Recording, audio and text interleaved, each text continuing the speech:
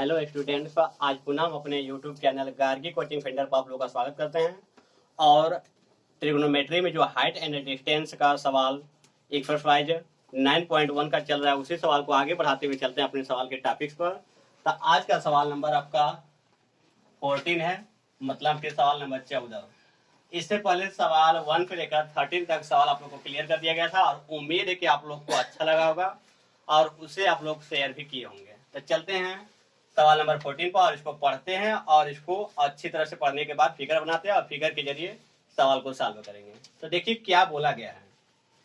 1.2 metre लंबी एक लड़की है और उससे पहले आपका जो सवाल है एक्सरसाइज 9.1 मतलब प्रश्नावली 9.1 का सवाल है। बोला गया है कि 1.2 मीटर लंबी एक लड़की है, जिसमें कि यहाँ पर लड़की की लंबाई दिया गया है 1.2 मीटर। यह एक लड़की है जिसकी लंबाई बोला गया 1.2 मीटर। यदि लड़की की लंबाई नहीं दिया गया होता तो उसको केवल ऐसे बिंदु से दर्शा देते हैं, लेकिन लड़की की लंबाई दिया गया मतलब किसी भी वस्तु की लंबाई दिया जाएगा तो उस लंबाई का प्रयोग करके हमको दिखाना होगा उस लंबाई को।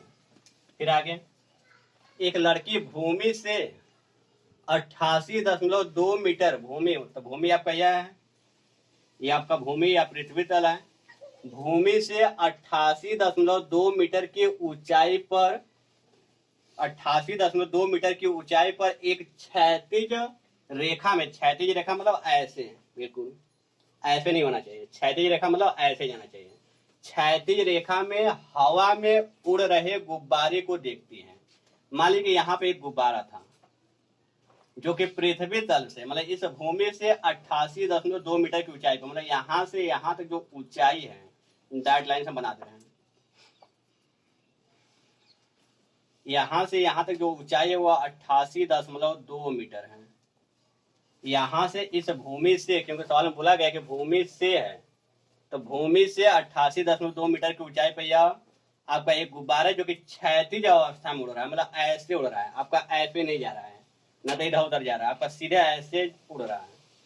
तब क्या हुआ, इस गुब्बारे को देखती है, तो लड़की देख रही थी, यहीं पे देख रही है क्योंकि इसका नेत्र आपका ऊपर ही होता है, को देखती है। किसी भी क्षण लड़की की आंख या नेत्र से गुब्बारे का उन्नयन कोण 60 अंश, इसका कि यहाँ से ऊपर देख रहे गुब्बारे को तो उन्नयन कोण 60 अंश बना, इसका कि इसको हमको इससे मिलाना होगा, तो यहाँ उन्नयन कोण बन रहा था, यहाँ उन्नयन कोण बनेगा तो यहाँ एक क्षैतिज रेखा होना चाहिए।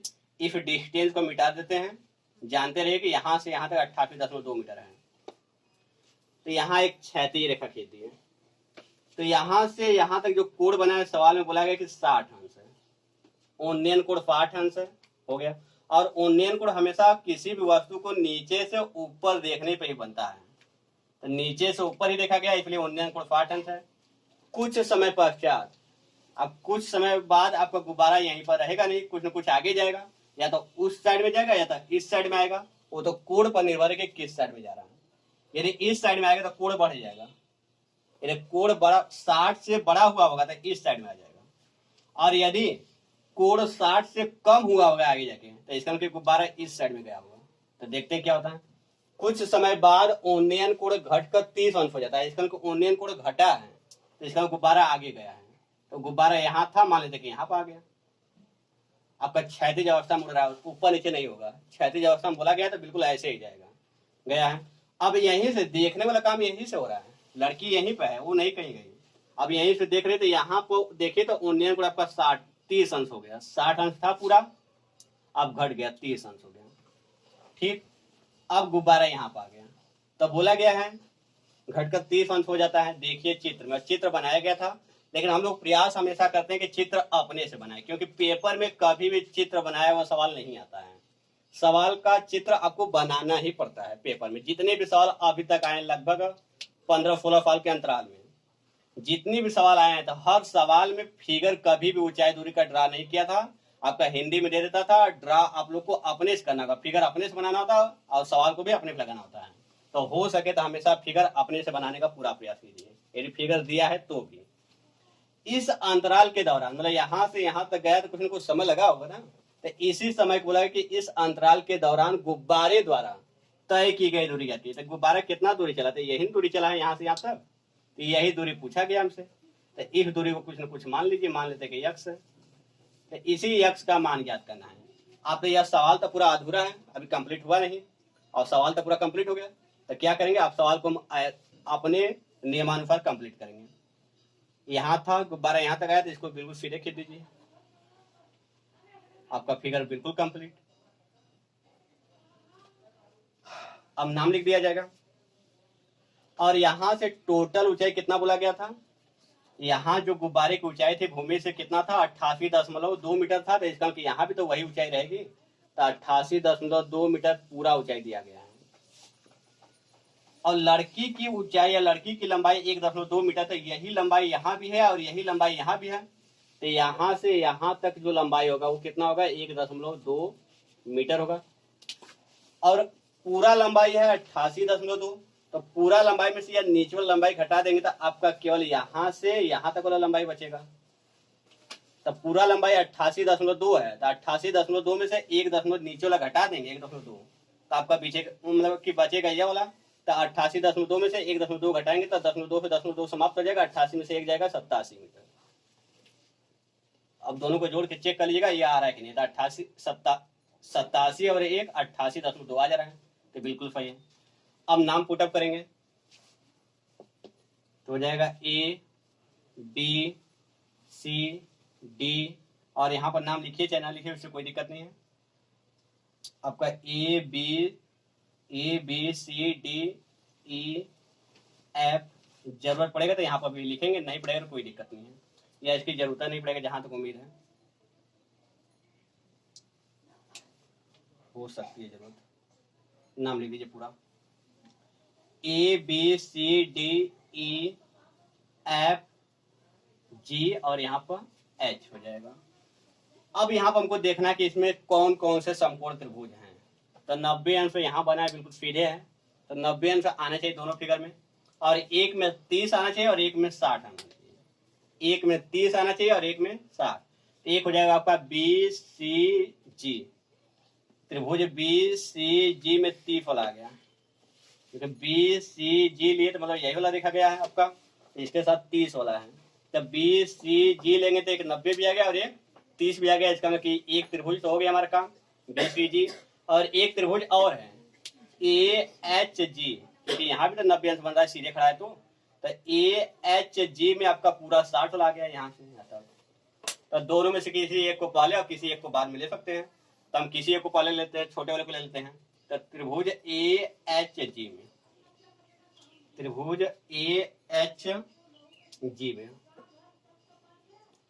AHG में तो यह होगा आपका लंब, और नीचे वाला GH जो होगा वो आधार होगा। तो लंब और आधार tan में ही दिखाई देता है, tan लिखेंगे। और AHG में कौन सा कोण है, तो AHG में देखिए ये वाला लाइन आ रहा है, तो इस लाइन के साथ 60 अंश जुड़ा हुआ है। तो AHG में 60 अंश है, 60 अंश लिखा जाएगा। और tan का फार्मूला होता है लंब बटा के आधार। तो tan 60 का मान होता है कड़ी में 3 बराबर लंब। तो लंब में AH होगा, लंब में AH होगा, और आधार में GH होगा। केवल आपका AHG तक लिया गया है, तो GH हो गया। अब इसको यहाँ पर सॉल्व करते हैं। तो कड़ी में 3 AH, तो ये जो AH है इसके बराबर होगा, और इसका मान है 87। यह जो AH है इसके बराबर होगा और इसका मान है 87। तो 87 रख देंगे AH की जगह पर, और बटा में GH।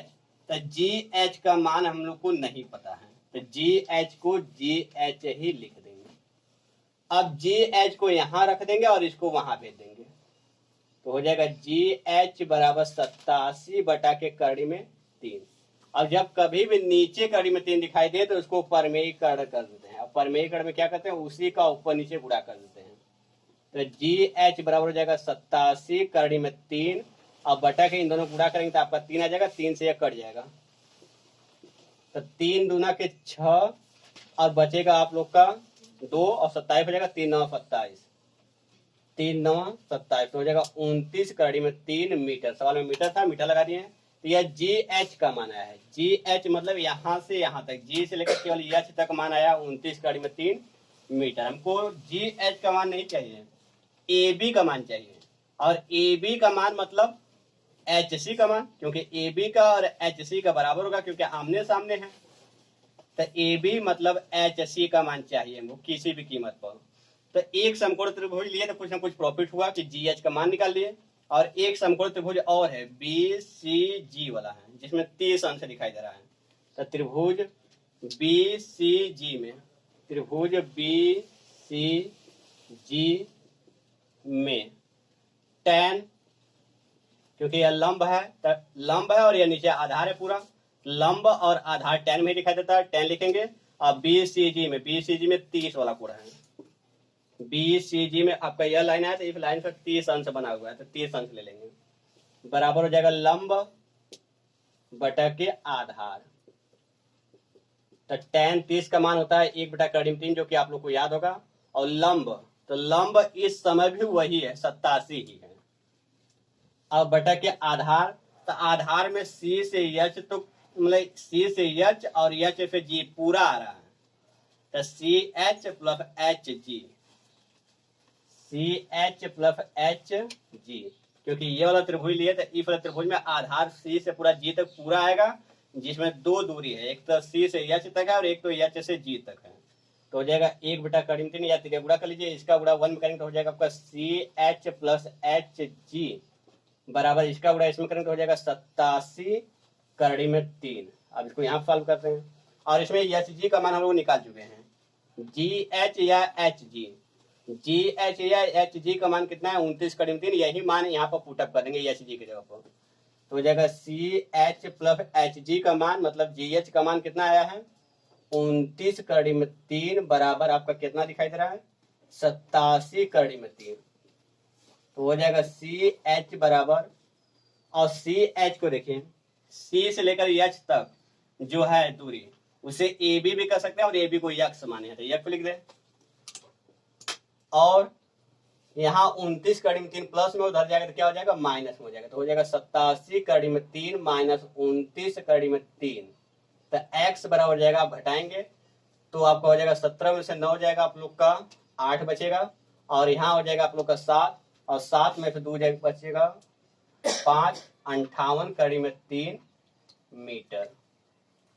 यह जो x आया है उस गुब्बारे द्वारा चली गई दूरी है, गुब्बारा पहले यहाँ था अब यहाँ से यहाँ चला गया, तो गुब्बारे द्वारा चली गई दूरी कितना आ गया 58/3 मीटर। तो इसे हिंदी में लिख देंगे, अतः गुब्बारे द्वारा चली गई दूरी, गुब्बारे द्वारा चली गई दूरी, गुब्बारे द्वारा चली गई डिस्टेंस या दूरी 58/3 मीटर, यही आपका आंसर हो जाएगा। उम्मीद है कि आप लोग को यह सवाल नंबर 14 भी अच्छी तरह से क्लियर हुआ होगा। तो अब चलते हैं सवाल के अगले टॉपिक से, सवाल नंबर 15 पर।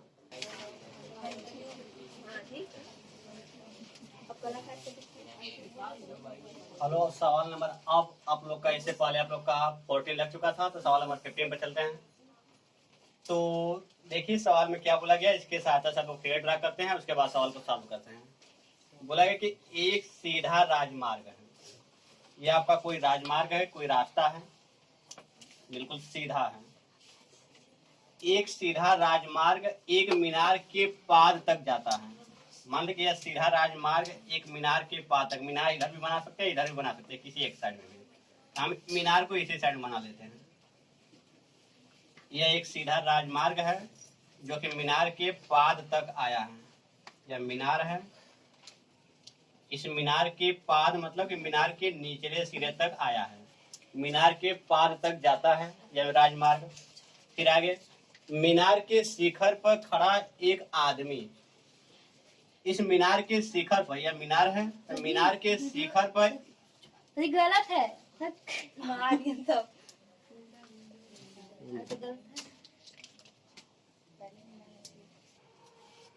तो चलते हैं सवाल नंबर 15 पर। इससे पहले 15 सवाल को लगाया जा रहा था, थोड़ा सा उसमें कुछ प्रॉब्लम हो जाने की वजह से सवाल को क्लियर नहीं कर पाए हम, सवाल में थोड़ा सा गलती लिख दिया गया था, तो अब सवाल में थोड़ा सुधार हो गया, यहाँ पर सुधार किया गया यहाँ से यहाँ तक। तो अब चलते हैं सवाल नंबर 15 पर और इसके सहायता से एक फिगर को बनाते हैं और उसमें क्या पूछा गया उस सवाल को क्लियर करते हैं। तो बोला गया कि एक सीधा राजमार्ग, राजमार्ग मतलब कि एक रास्ता है, ऐसे एक सीधा राजमार्ग एक मीनार के पाद तक, एक मीनार के पाद तक, ये आपका मीनार हो गया। इस मीनार के पाद तक मतलब मीनार के नीचे वाले सिरे तक, पाद का मतलब नीचे वाले सिरे तक जाता है। मीनार के शिखर पर खड़ा एक व्यक्ति है, मीनार के शिखर पे एक व्यक्ति खड़ा है, मतलब मीनार के ऊपरी वाले हिस्सा पर एक व्यक्ति खड़ा है या आदमी है जो एक कार को 30 अंश के अवनमन कोण पर देखता है। मतलब नीचे एक कार है, कार तो हवा में उड़ेगी नहीं, इसी राजमार्ग पर ही होगी। तो यहाँ पर एक कार है और इस कार को यह व्यक्ति क्या कर रहा है, देख रहा है। और जब देख रहा है तो अवनमन कोण बना रहा है। तो जब अवनमन कोण बनेगा तो ऊपर बनता है, ऊपर आपका क्षैतिज रेखा हो गया। अब नेत्र यहाँ होगा क्योंकि व्यक्ति यहाँ से देख रहा है और इस व्यक्ति की लंबाई दिया नहीं गया, इसलिए लंबाई को ड्रा नहीं करेंगे। यह जो लंबाई दिया गया वो लंबाई आपका मीनार का है, व्यक्ति को बिंदु से दर्शाया गया है क्योंकि व्यक्ति की लंबाई नहीं दिया गया है। और अवनमन कोण बोला गया था, अवनमन कोण हमेशा क्षैतिज रेखा और दृष्टि रेखा के बीच में ऊपर बनता है। जब कोई व्यक्ति ऊपर से नीचे देखता है तो यहाँ पर जो बनता है उसे अवनमन कोण कहते हैं, और यही अवनमन कोण दिया गया था सवाल में 30 अंश है। अब यह कार जो है आपके मीनार की ओर चल रहा है, मीनार की ओर जा रहा है। इसका कुछ समय के बाद देखा जाए तो यहाँ आ जाएगा या यहाँ भी आ सकता है, यहाँ भी आ सकता है। तो वही देखिए सवाल में क्या बोला गया है, जो कि मीनार के पाद की ओर एक समान चाल पे जाती है। जो कार है मीनार के नीचे वाले सिरे तक या मीनार के पाद बिंदु की ओर एक समान चाल पे जा रही है। 6 सेकेंड बाद कार का अवनमन कोण 60 अंश हो जाता है। 6 सेकेंड बाद कार का अवनमन कोण 60 अंश हो जाता है। इसका भी कार यहाँ था, 6 सेकेंड बाद मान लेते कि यहाँ से यहाँ तक समय लगा होगा 6 सेकेंड, और कार यहाँ आ गया। अब जब कार यहाँ आ गया तो व्यक्ति जब इसको इस समय कार को देखा तो अवनमन कोण 60 अंश बन गया। जब यह व्यक्ति इस समय कार को देखा तो अवनमन कोण 60 अंश बन गया था। अवनमन कोण अब यहाँ से यहाँ तक होगा पूरा, क्योंकि हमेशा क्षैतिज रेखा और दृष्टि रेखा के बीच में ही बनता है, तो यह पूरा 60 अंश होगा। तो आगे 60 अंश हो गया। इस बिंदु से अब यह बिंदु हो गया, इस बिंदु से मीनार के पाद तक, मीनार का पाद यह है, मीनार का पाद बिंदु मतलब नीचे वाले सिरे को बोला जाता है। मीनार के पाद तक पहुंचने में कार द्वारा लिया गया समय क्या कीजिए। अब यहाँ से यहाँ मतलब कार यहाँ आ चुका है, लेकिन अब यहाँ से यहाँ पहुंचना है, अभी कितना समय लगेगा वही समय पूछा गया कि इस बिंदु से मतलब इस बिंदु से मीनार के पाद तक पहुंचने में कितना समय लगेगा, हमको नहीं मालूम है। तो मान लेते कि टी समय लगेगा या टी सेकंड लगेगा। यहाँ 6 सेकंड लगा था और यहाँ अभी कितना सेकंड लगेगा वही सेकंड पूछा गया, वही समय आप लोग का पूछा गया है। तो अब देखिए यह जो 30 अंश बन रहा है किस रेखा के साथ बन रहा है, इफ वाले रेखा के साथ, इफ वाले रेखा के साथ। तो इसका यहाँ पर कितना हो जाएगा, 30 अंश हो जाएगा, क्योंकि दो समांतर रेखाओं को एक रेखा काटती है, एक अंतःकोण बराबर होता है, 30 हो जाएगा। अब जो 60 वाला है तो 60 वाला इस रेखा पे टच कर रहा है, तो इसका यहाँ पर आपका 60 अंश हो जाएगा। और इसका नाम रख देते हैं ए बी सी डी। और इसमें दो समकोण त्रिभुज है, एक तो आपका छोटा वाला त्रिभुज ए बी सी और एक बड़ा वाला ए बी डी। किसी एक को पहले और किसी एक को बाद में ले सकते हैं हम लोग।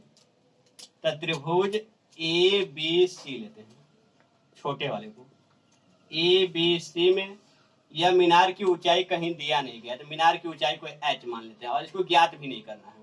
हमको तो ज्ञात करना है कि अब इस बिंदु से मीनार के पाद तक पहुंचने में कितना समय लगेगा। और यहाँ जो समय है, समय को हम लोग फोकस नहीं करेंगे। मान लेते कि एक प्रकार की दूरी ही दिया गया है, यह समय न देकर एक प्रकार की दूरी ही दिया गया और दूरी मानकर इसको सॉल्व करेंगे और जो आंसर आएगा उसमें सेकंड लगा देंगे, क्योंकि सेकंड लगा था, बाद में समय मान लेंगे। तो त्रिभुज ए बी सी में यह लंब है और आधार केवल इतना ही रहेगा। तो लंब और आधार tan में दिखाई देता है, tan लिखेंगे। और त्रिभुज ए बी सी में ए बी सी वाले में 60 अंश है, 60 अंश लिख दिए। और फार्मूला होता है लंब बटा के आधार। तो tan 60 का मान हो जाएगा करड़ी में 3 बराबर लंब। तो लंब यह होगा जो कि h माना गया है, और आधार, तो आधार आपका t सेकेंड है, तो t माने हैं। अब क्या करेंगे, इसके बटा 1 मान के त्रिज्या गुणा करेंगे। तो h का गुणा 1 में होगा तो h ही आएगा, और t का गुणा कड़ी में 3 में होगा तो हो जाएगा कड़ी में 3t। इक्वेशन फर्स्ट, जरूरत पड़ने पर h के जगह पर कड़ी में 3t लिख सकते हैं। हमको t का मान निकालना है। अब चलते हैं समकोण त्रिभुज ए बी डी मतलब बड़े वाले में। त्रिभुज ए बी डी में, ए बी डी में tan, अब इसमें भी यह लंब है और यह आधार है, और ए बी डी वाले में 30 अंश दिखाई दे रहा था, 30 अंश लिखेंगे। और tan का फार्मूला होता है लंब बटा के आधार। तो tan 30 का मान होता है 1/3, जो कि आप लोग को याद हो गया होगा, कई बार प्रयोग हुआ है इसका मान और इसका मान। tan 60 का मान करीब 3 और tan 30 का मान होता है 1/3। और लंब वही रहेगा, यह चाहिए रहेगा, लेकिन आधार वाले में इस बार t भी होगा 6 भी होगा, क्योंकि आधार आपका पूरा यहाँ से यहाँ तक आ गया, मतलब त्रिभुज ए बी डी लिया गया, तो आधार में दोनों हैं, तो नीचे जो आधार लिखेंगे वहां पर t + 6 दोनों लिखा जाएगा, t + 6, t + 6। अब त्रिया गुणा कर देंगे, या ऐसा करते हैं कि h का पहले मान रखते हैं, तो 1/3 उसी तरह रहेगा, और h का मान है आपका कड़ी में 3t, इस मान को h के जगह पे यहाँ पर रख देंगे, तो h की जगह क्या लिखेंगे, कड़ी में 3t बटा के t + 6। अब h की जगह पे यही मान क्यों रखें, क्योंकि सवाल हमको t का मान चाहिए। अब सवाल में या आपके इक्वेशन में केवल t दिखाई दे रहा है, t निकल जाएगा। यही पूछा गया था कि इस बिंदु से मीनार के पाद तक पहुंचने में कितना समय लगेगा, अर्थात इसको हम t मान लिए थे और हमको t का मान चाहिए।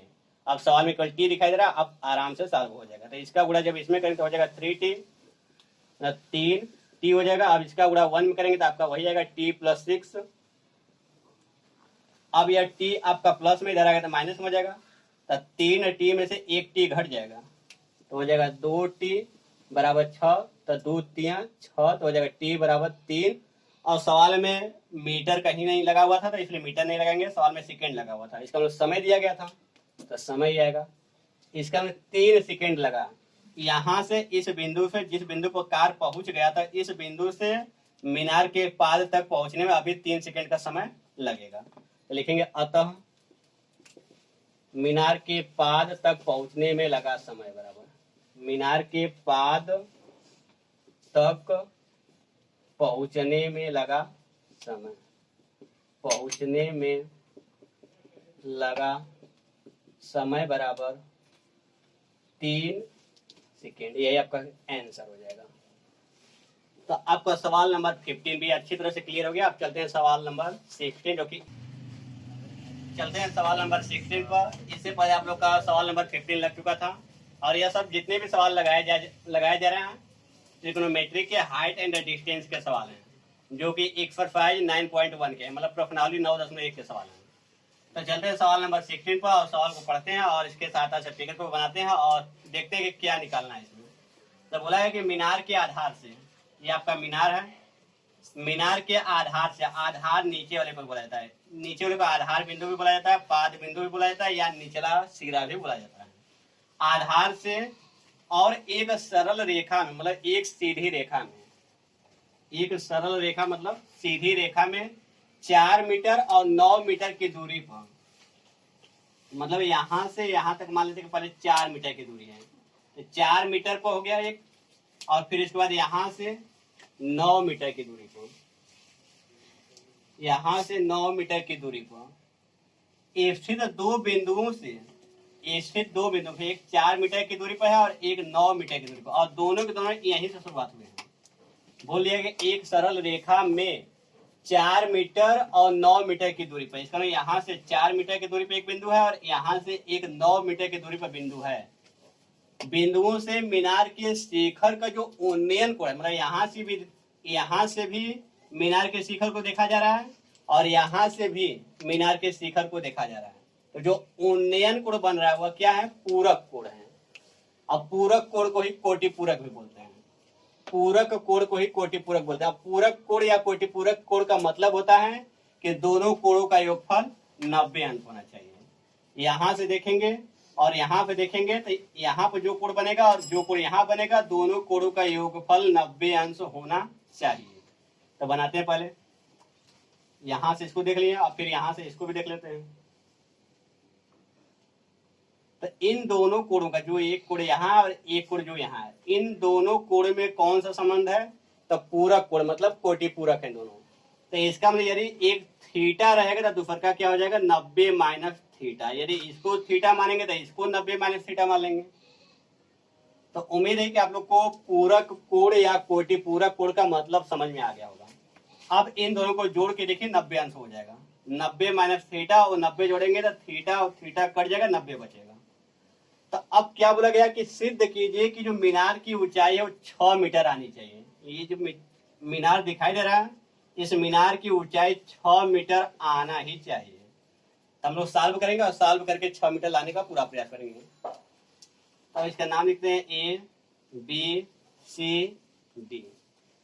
तो एक समकोण त्रिभुज आपका ए बी सी है और एक समकोण त्रिभुज ए बी डी मतलब बड़ा वाला है। तो पहले छोटा वाला लेते हैं। तो त्रिभुज ए बी सी में, और इसका मान हमको नहीं मालूम है, मान लेते कि ये अच्छा है।